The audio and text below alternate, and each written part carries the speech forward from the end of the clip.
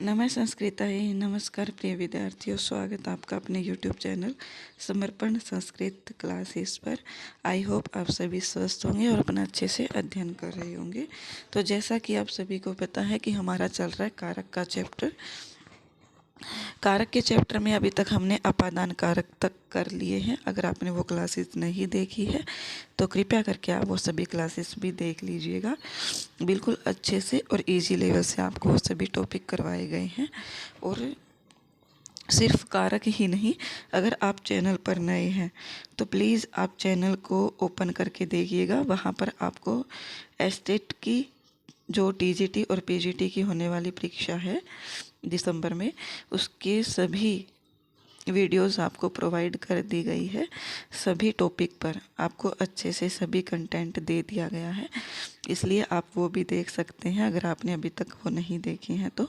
और अगर देख लिया है तो और भी अच्छी बात है। क्लास को शेयर करना मत भूलिएगा। चलिए आइए शुरू करते हैं। आज की क्लास में हमारा कारक जो षष्ठी विभक्ति हम इसको बोल सकते हैं, क्योंकि आज तक हम इसको पढ़ते आ रहे हैं कि संबंध कारक है। लेकिन ये जो संबंध है इसको हम सिर्फ और सिर्फ षष्ठी विभक्ति ही मान करके चलेंगे।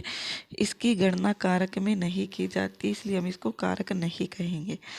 हम सीधा यही कहेंगे कि षष्ठी विभक्ति का प्रयोग होगा। कहाँ पर होता है षष्ठी विभक्ति का प्रयोग? तो एक सूत्र आता है हमारा। सबसे पहले सूत्र है षष्ठी शेषे। क्या है सूत्र? षष्ठी शेषे। ये हमारा सूत्र है। इसकी जो वृत्ति है वो क्या है? सब स्वामी भावादि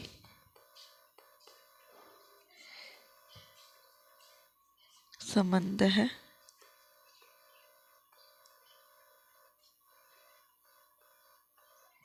शेष है तत्र षष्ठीशात्। ये क्या है? ये इस सूत्र की वृत्ति है। वृत्ति आप सभी जानते हैं क्या होता है। जिसको जो सूत्र होता है उसको इजी लेवल में समझाने के लिए, अर्थात सूत्र सिर्फ हमें दो शब्दों में दिया जाता है और उन दो शब्दों को देखते ही हम पहचान नहीं पाते हैं, इसलिए हमें वृत्ति दी जाती है ताकि हम इसको पढ़ करके इसके अर्थ को ग्रहण कर लें। वृत्ति रचना करने वाला ये जो है हमारे वार्तिककार, ये कौन है आप सभी जानते ही हैं, इसको बताने की आवश्यकता नहीं है। तो यहाँ पर क्या कहा गया है कि स्वस्वामी भावादि संबंध, किसी से स्वस्वामी का संबंध होना, अर्थात किसी व्यक्ति से, जैसे राजा का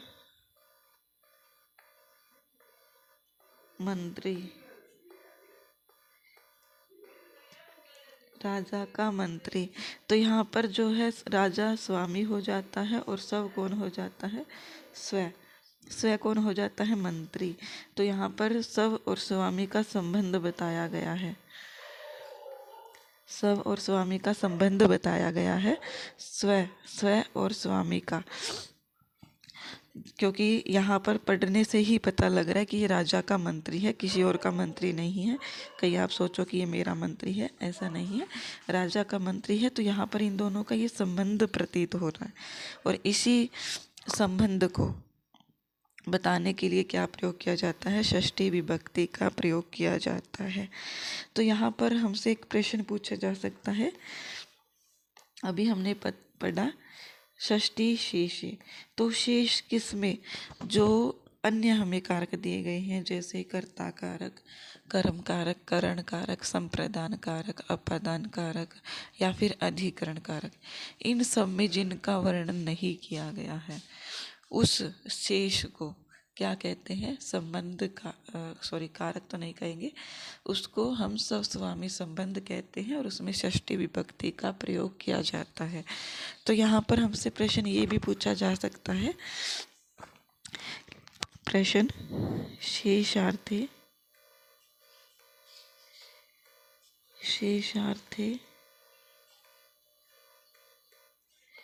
का विभक्ति।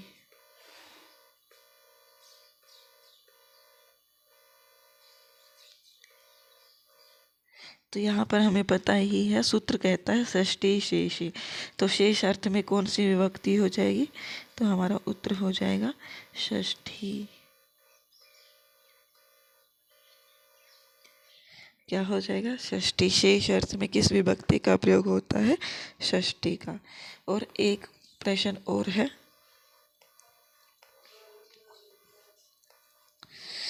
स्वस्वामी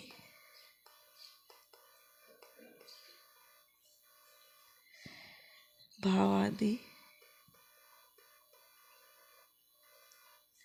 संबंध है।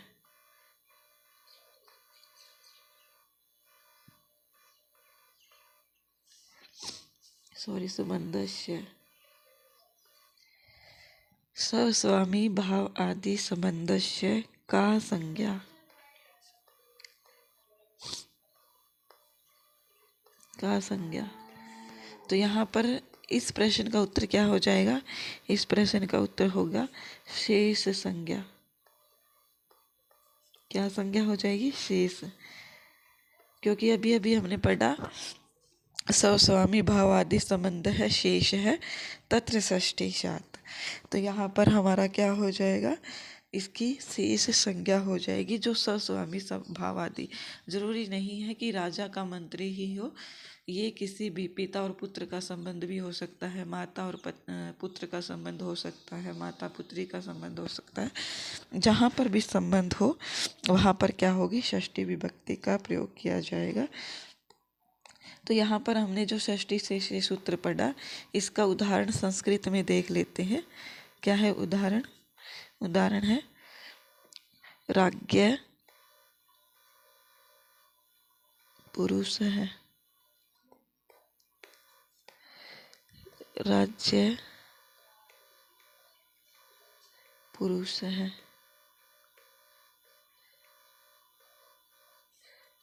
राजपुरुष।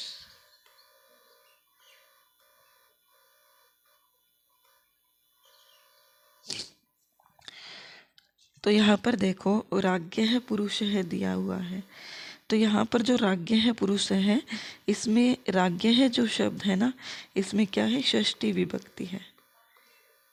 क्या है? षष्ठी विभक्ति।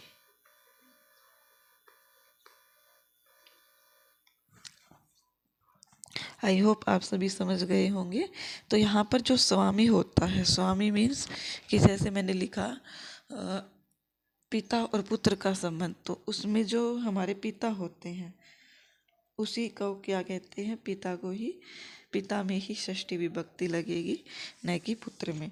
तो ये आप अच्छे से ध्यान रखिएगा। राज्य है पुरुष है, तो यहाँ पर राज्य है शब्द में राजा का पुरुष है, तो यहाँ पर षष्ठी किस में आएगी? राजा के अंदर षष्ठी आएगी। इसी प्रकार हम एक आधा एग्जाम्पल और देख लेते हैं ताकि आपको अच्छे से हो जाए यकीन। तो यहाँ पर देखिए, भारतस्य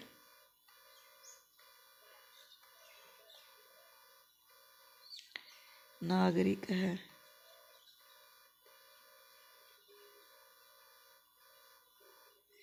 भारतस्य नागरिक है, इसकी हिंदी क्या है? भारत का नागरिक। भारत का नागरिक। तो यहाँ पर जो षष्ठी आएगी वो किस में आएगी? भारतस्य शब्द में, क्योंकि जो नागरिक है वो किसका है? भारत का है। इसलिए षष्ठी विभक्ति का प्रयोग भी भारत में ही किया जाएगा। यहाँ पर भी क्या बताया जा रहा है कि भारत का नागरिक है, अर्थात इसका जो ये जो नागरिक है ना, इसका भारत से संबंध बताया जा रहा है, इसलिए यहाँ पर भारत शब्द में षष्ठी विभक्ति का प्रयोग होगा। चलिए अब हम करते हैं अगला सूत्र। अगला हमारा सूत्र क्या आता है?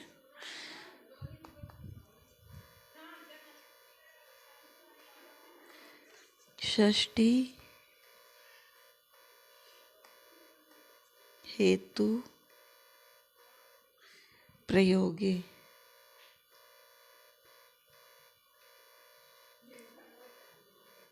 जैसा कि आप सूत्र से ही समझ पा रहे होंगे कि षष्ठी हेतु प्रयोगे, अर्थात हेतु शब्द के प्रयोग में क्या है, हेतु शब्द के प्रयोग में, हेतु शब्द के प्रयोग में षष्ठी विभक्ति का प्रयोग किया जाता है। किसका प्रयोग किया जाता है? षष्ठी विभक्ति का प्रयोग किया जाता है। अब आप बोलोगे कि मैम हमने ये तृतीया विभक्ति में भी पढ़ा था कि हेतु अर्थात किसी कारण में तृतीया विभक्ति का प्रयोग लगता है। तो प्रिय विद्यार्थियों, ध्यान से सुनना, कहीं पर भी आपका ध्यान और अन्य जगह पर नहीं होना चाहिए। और मेरी बात ध्यान से सुनिए, ये सूत्र क्या कह रहा है। जब हमने तृतीया में इस सूत्र को पढ़ा था तो तृतीया में सूत्र क्या था? तृतीया में जो सूत्र था वो था हेतु। हेतु तो ये सूत्र क्या कहता था? ये सूत्र कहता था कि हेतु अर्थक या फिर कारण में, कारण के योग में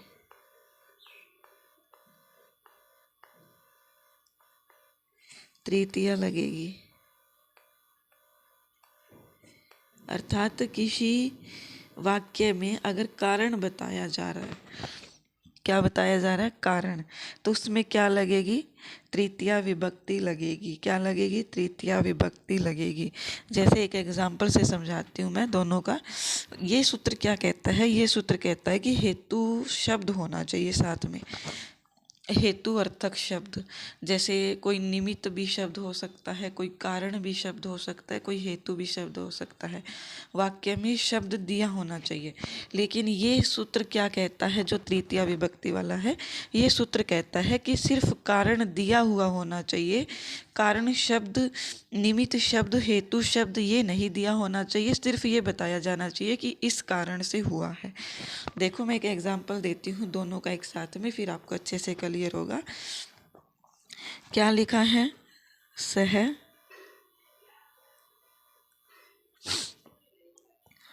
अध्ययनेन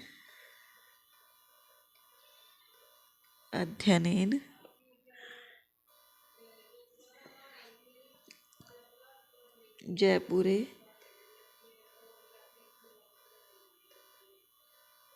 वसति। तो यहाँ पर जो जयपुर रहने का कारण है वो क्या है? अध्ययन। अध्ययन के लिए जयपुर में निवास करता है। क्या है? अध्ययनेन, अर्थात अध्ययन करने के लिए जयपुर में रहता है, जयपुर में निवास करता है। अगर इसको अध्ययन नहीं करना होता तो क्या ये जयपुर में रहता? नहीं रहता। तो यहाँ पर सिर्फ आपको ये ध्यान रखना है कि यहाँ पर कोई आपको साथ में ये नहीं दिया गया है कि सह हेतु अध्ययनेन जयपुरे निवसति। आपको सिर्फ यहाँ इस एग्जाम्पल में सिर्फ और सिर्फ कारण बताया गया है, ना कि कारणवाचक शब्द भी दिया गया है। और जो ये षष्ठी शब्द है ना, ये क्या कहता है कि कारणवाचक शब्द होना चाहिए साथ में। षष्ठी क्या कहता है? षष्ठी का उदाहरण देखिए। षष्ठी कहता है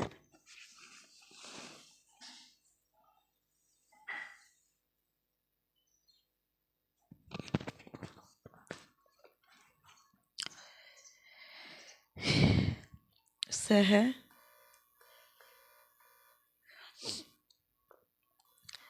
अध्ययनस्य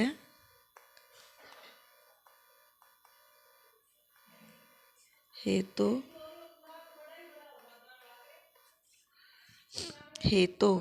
अध्ययनस्य हेतु जयपुरे वसति। तो यहाँ पर जो हमारा ये षष्ठी विभक्ति वाला सूत्र है, ये क्या कहता है कि हेतु शब्द साथ में होना चाहिए। क्या होना चाहिए?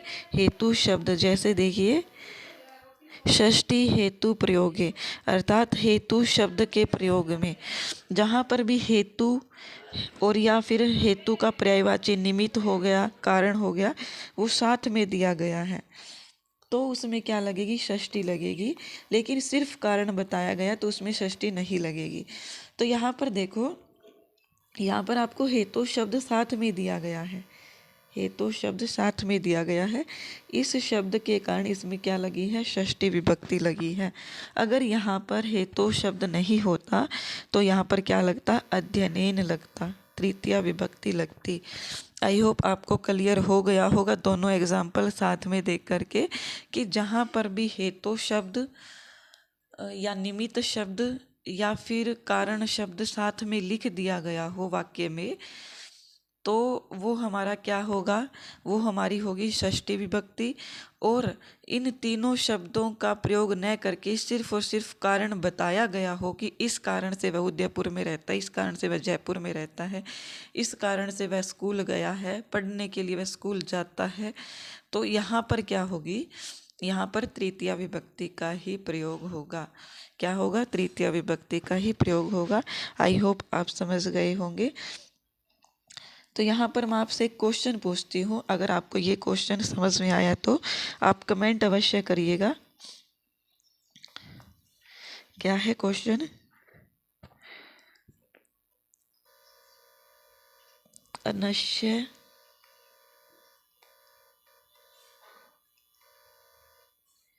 चलो मैं पहले प्रश्न लिख देती हूँ, आप कंफ्यूजन में हो जाओगे।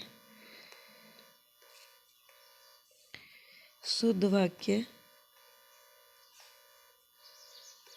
शुद्ध वाक्य छांटिए।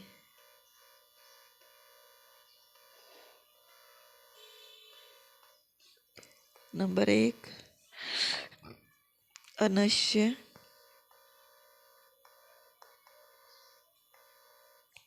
हेतोर्वसति, हेतोर्वसति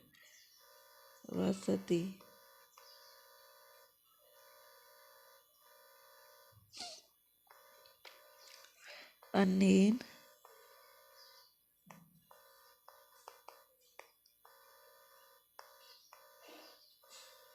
हेतु वसति। तो यहाँ पर आपको शुद्ध वाक्य छांटना है और आप प्लीज़ मुझे कमेंट करके अवश्य बताइएगा ताकि मैं ये तो अंदाज़ा लगा सकूँ कि हाँ आप सभी को समझ में आ रहा है। मैं आप सभी के लिए इतनी मेहनत कर रही हूँ तो कृपया करके आप कमेंट में ज़रूर बताइएगा मुझे कि इसका सही ऑप्शन कौन सा होगा। और आप साथ में ये भी लिखिएगा कि अनश्य हेतुर्वसति या फिर ऑप्शन नंबर 2 अनेन हेतुर्वसति सही कौन सा है, गलत कौन सा है। गलत ना भी लिखिए चाहे, पर आपको शुद्ध वाक्य बताना है तो आप मुझे कमेंट में अवश्य बताओगे, तभी मैं समझूंगी कि आपको ये ऊपर वाला जो दोनों सूत्र है वो समझ में आ गए होंगे। अब है हमारा सूत्र सर्वनामन तृतीया च। क्या है, सर्वनामन नामन तृतीया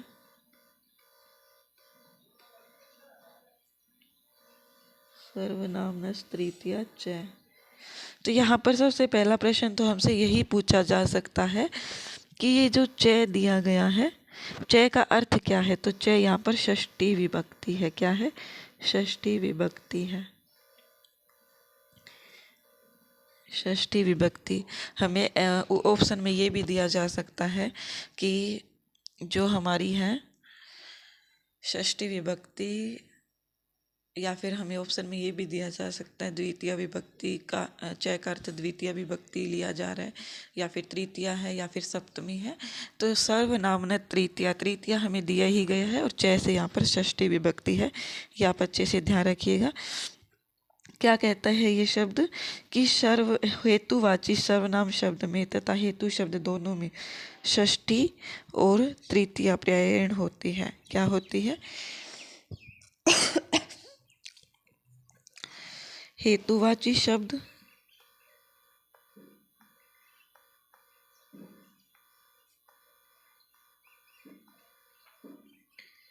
और सर्वनाम शब्द। सर्वनाम शब्द आप सभी जानते ही होंगे क्या होते हैं। जो संज्ञा के स्थान पर प्रयुक्त किए जाते हैं उन्हें सर्वनाम बोलते हैं। हेतुवाची शब्द और सर्वनाम शब्द दोनों में क्या होती है, इन दोनों में षष्ठी, दोनों में तृतीया व षष्ठी विभक्ति होती है। क्या होती है, दोनों में षष्ठी विभक्ति होती है। सर्वनामना तृतीया च, इस सूत्र से ये सूत्र क्या कहता है कि हेतुवाची शब्द हो और सर्वनाम शब्द हो तो इन दोनों में क्या होती है, तृतीया और षष्ठी विभक्ति। तृतीया दिया ही गया है और च शब्द से षष्ठी है कि दोनों पर्याय रूप से, अर्थात जैसे पर्यायवाची होते हैं तो पर्यायवाची का हम किसी का भी प्रयोग कर सकते हैं, इसी प्रकार से ये भी दोनों ही होते हैं। उदाहरण देखिए, अच्छे से समझ में आएगा। केन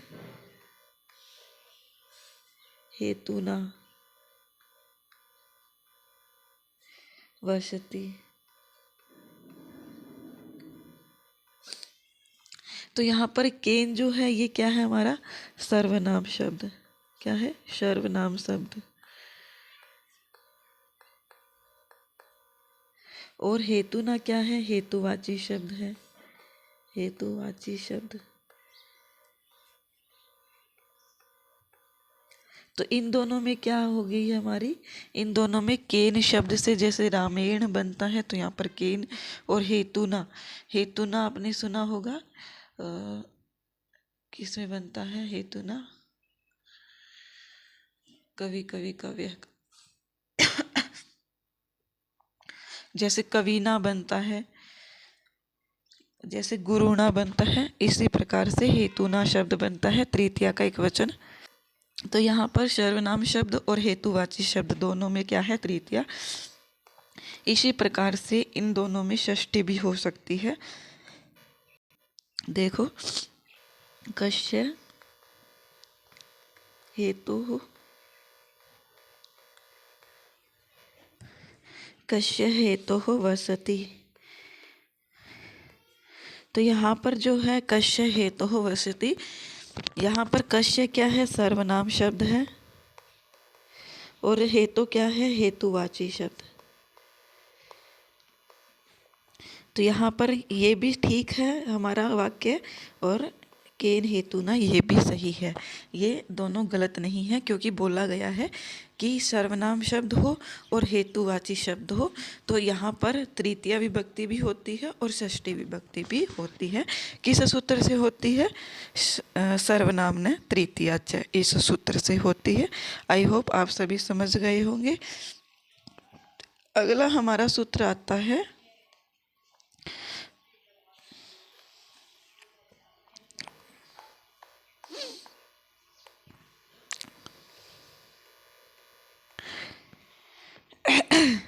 दूरांतिक, दूर आंतिक का अर्थ ही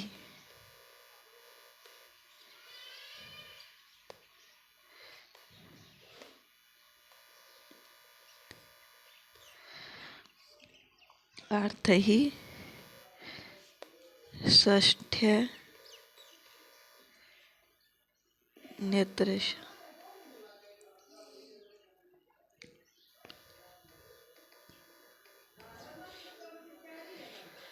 षष्ठ्य अन्यत्रश्याम, दुरांतिक का अर्थ ही षष्ठ्य अन्यत्रश्याम।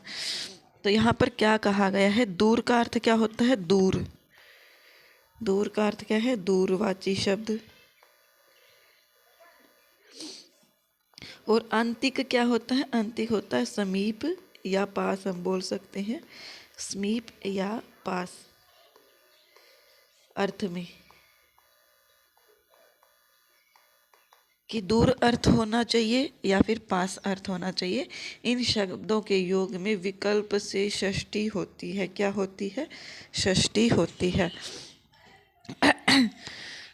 तो यहाँ पर अन्य तृष्याम से क्या ग्रहण किया गया है, ये आपको पूछा जा सकता है। तो यहाँ पर अन्य तृष्याम से ग्रहण किया गया है पंचमी और षष्ठी। तो यहाँ पर पंचमी भी सही है, षष्ठी भी सही है। क्या है? अन्य तृष्याम से यहाँ पर पंचमी होता है और षष्ठी यहाँ पर मेंशन करके दिया गया है। तो क्या कहा गया है कि दूरवाची शब्द हो और समीपवाची शब्द हो, इन दोनों शब्दों के योग में सिर्फ और सिर्फ शब्द ही ना हो, इनके अर्थ वाले भी कोई भी शब्द हो सकते हैं।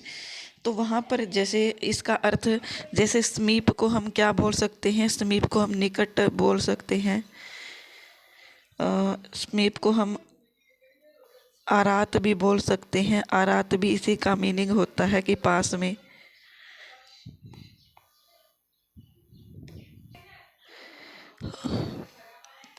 और समीप को हम क्या बोल सकते हैं? अभ्यासम। तो ये आपको पर्यायवाची भी ध्यान रखने हैं। इसको हम समीप भी बोल सकते हैं, निकट भी बोल सकते हैं, अंतिकम भी बोल सकते हैं और अभ्यासम भी बोल सकते हैं। तो ये आप सभी को ध्यान रखने हैं। अंतिक के दूर का दूर ही पर्यायवाची है और कोई नहीं है। तो यहाँ पर जो क्या कहा गया है कि दूरवाची शब्द हो तथा समीपवाची अर्थात समीप का, पास का अर्थ कराने वाले शब्द हो, उसके योग में षष्ठी विभक्ति और पंचमी विभक्ति दोनों ही होती है। जैसे उदाहरण देखिए, उदाहरण देखिए, ग्रामस्य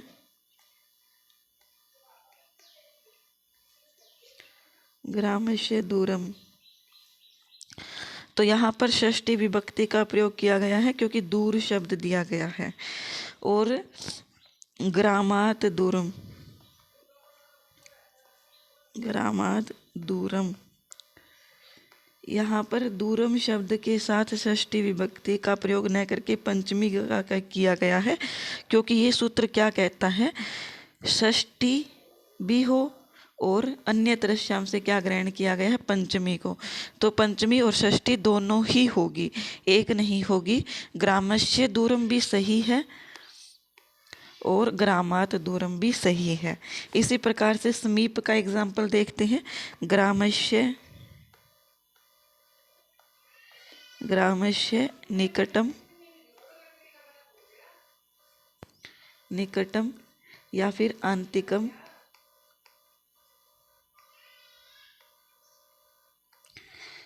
अंतिकम भी पास ही होता है, निकटम भी पास ही होता है, या फिर कोई भी और जैसे आरात दे दिया जाए, समीप दे दिया जाए, तो ये सभी। और ग्रामात, ग्रामात अंतिकम, अंतिकम, तो ये दोनों ही सही है। क्यों सही है? क्योंकि यहाँ पर समीपवाची शब्द दिए गए हैं, तो यहाँ पर षष्ठी भी होगी और पंचमी भी होगी।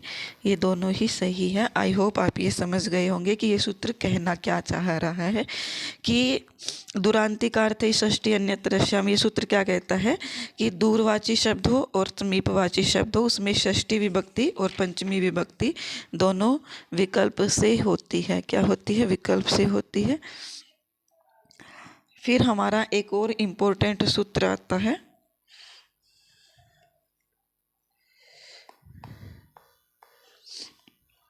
सूत्र क्या है? तस्य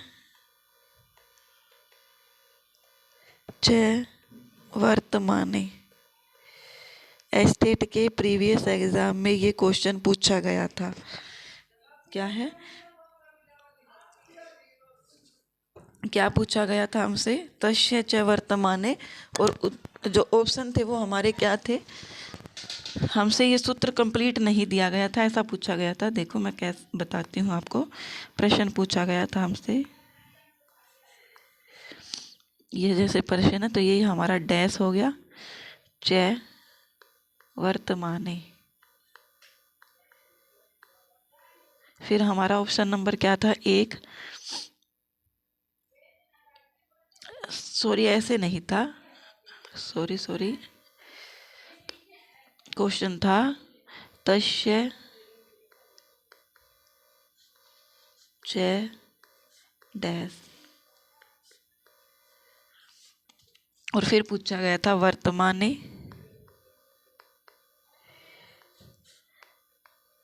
भूतकाले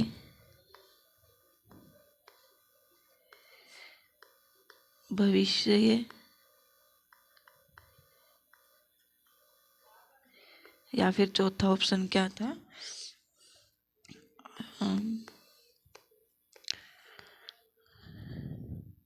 षष्ठ, ये कुछ भी लिख सकते हैं आप, फोर्थ ऑप्शन। तो यहाँ पर जो हमारा सूत्र था ये क्या है, तस्य च वर्तमाने, आप देख सकते हैं। और हमसे सूत्र में क्वेश्चन में इस प्रकार से पूछा गया था, तस्य च डैश। तो यहाँ पर हमारा सही ऑप्शन क्या हो जाए, ऑप्शन नंबर 1 वर्तमाने। तो इस प्रकार के प्रश्न भी हमसे पूछे जाते हैं, इसलिए आपसे रिक्वेस्ट है कि जो भी सूत्र पढ़ो उसको अच्छे से पढ़ो, ताकि कुछ भी पूछा जाए आपका बिल्कुल भी गलत न हो। और मैंने अपनी तरफ से पूरा कंटेंट आपको करवाने की कोशिश की है। तो यहाँ पर जो तस्य च वर्तमाने ये सूत्र है, ये क्या कहता है, ये देखते हैं हम।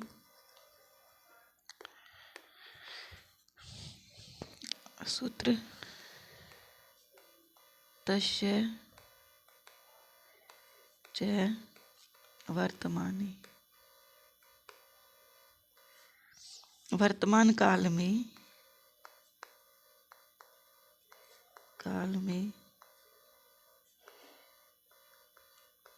विहित तय प्रत्यय। तय प्रत्यय आप सभी को पता है कि जो हमारा तय प्रत्यय होता है ये हमेशा क्या चलता है, वर्तमान काल में ही चलता है। किस में चलता है, वर्तमान काल में। और जो तय के साथ तवतु प्रत्यय होता है वो हमारा किस में चलता है, वो आप मुझे कमेंट करके बताओगे किस में चलता है, अगर आपने प्रत्यय पढ़े हैं तो ये हमारा जो तय है ये हमेशा वर्तमान काल में ही चलता है। तो इसके तय प्रत्यय के प्रयोग में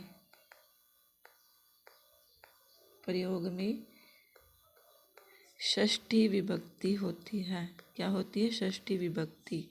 तो यहाँ पर आपको ये ध्यान रखना है कि कहीं पर कोई शब्द है, मान लीजिए कोई शब्द और उसमें तय प्रत्यय लगा हुआ है, तय प्रत्यय लगा हुआ है, तो उसके योग में षष्ठी विभक्ति का प्रयोग होगा। जैसे यहाँ पर एग्जाम्पल देखिए, राज्याम मतो, या फिर बुद्ध है। तो ये जो बुद्ध है शब्द है, बुद्ध है शब्द आप देख सकते हैं, या मत शब्द देख सकते हैं, इनके अंदर प्रत्यय कौन सा है, तय प्रत्यय। जैसे पूजित शब्द है, पूजित है, तो यहाँ पर अगर हम इसको लिखें तो पुज धातु और तय प्रत्यय हो जाएगा, और इसमें इट का आगम होने से पूजित बन जाता है। तो यहाँ पर पुज और तय प्रत्यय है, तो जिसमें भी तय प्रत्यय का प्रयोग किया गया है उसके योग में, यहाँ पर भी तय प्रत्यय है, यहाँ पर भी तय प्रत्यय है, यहाँ पर भी, तो इसके योग में जो आने वाला आगे वाला शब्द है ना, राज्याम, इसमें क्या हो जाएगी, षष्ठी विभक्ति हो जाएगी, षष्ठी विभक्ति। और किस सूत्र से होगी, तो वो होगी हमारी तस्य च वर्तमाने।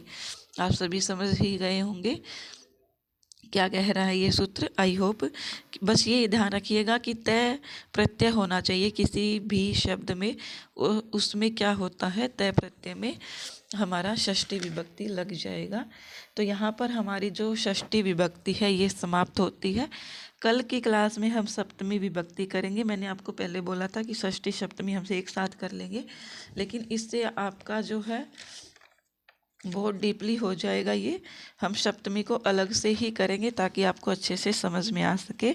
इसलिए कृपया करके अगर आपको क्लास अच्छी लगे तो कमेंट अवश्य कीजिएगा, और धन्यवाद, बने रहिए हमारे साथ इसी चैनल पर।